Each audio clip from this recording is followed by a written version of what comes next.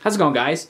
Coming at you with a quick little video. I'm going to try to keep this quick anyway. It doesn't always work out that way, but got a couple minimalistic systems here in front of you, and I wanted to just explain these here to you quick.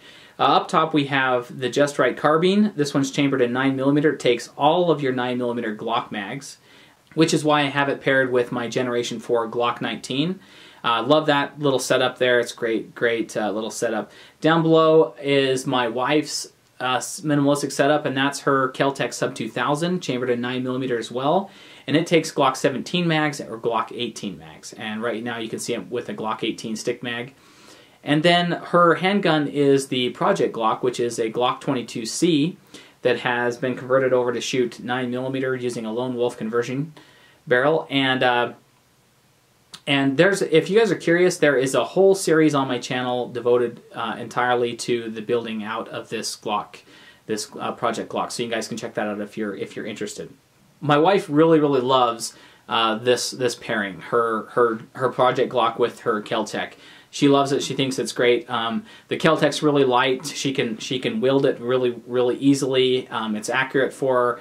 And she really likes this little setup. But the reason why I have these two setups in front of you here is just to give you something to look at as I tell you guys a little bit of my philosophy. This is having to deal with travel. This is my travel philosophy.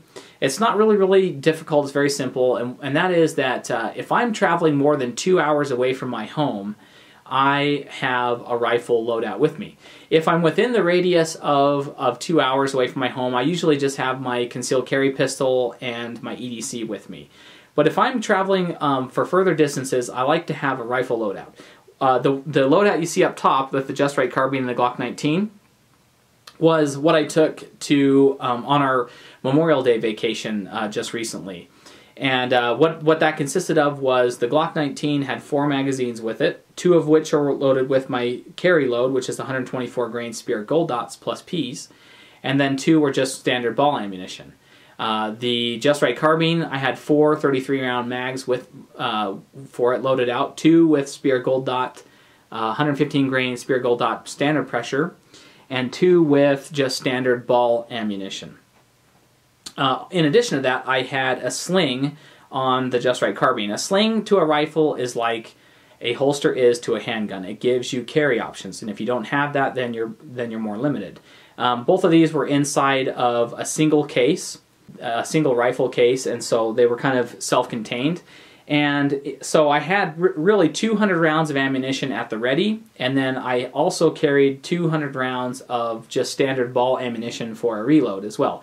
So we had about 400 rounds of ammunition with that particular setup.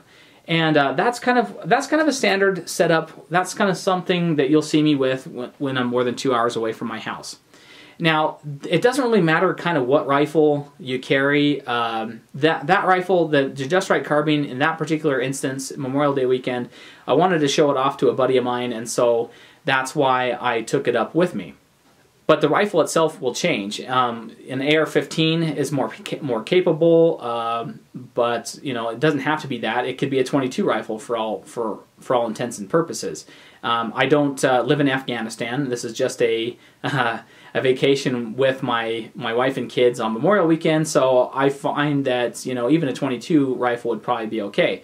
But really 95% of this philosophy deals with preparedness alone. It's not about you know, necessarily having, you know, war fighting capabilities. It's more just preparedness, and it's also for the occasional coyote that might pop up on the side of the road or something as well. So you never know when that's going to happen. But what this also doesn't do is it does not take the place of a vehicle gun. Right now my truck gun is a Charles Daly 12 gauge loaded with buckshot.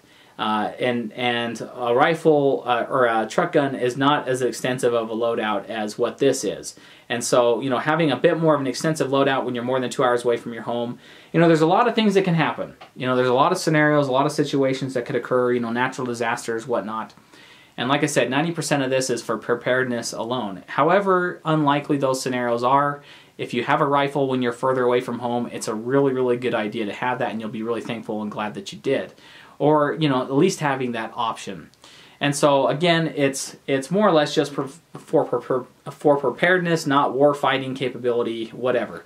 But anyway, so that's kind of my travel philosophy, and the reason why I share this with you guys is because recently we've been going over our 72-hour kit as well as our emergency prepared plan, kind of updating it and doing some thinking on it. And so I share this philosophy with you to give you guys a little bit of a spur of thought so that you guys can take some consideration when you are traveling with your families as well. So anyway, guys, if you're not subscribed to the channel, go ahead and hit that subscribe button up at the top real quick. And also, if you do like what you see, hit that like button down below. I really do appreciate it. And if you guys have any questions or comments about anything that you're seeing in this video, this topic or any other topics, you can hit me up in the comments.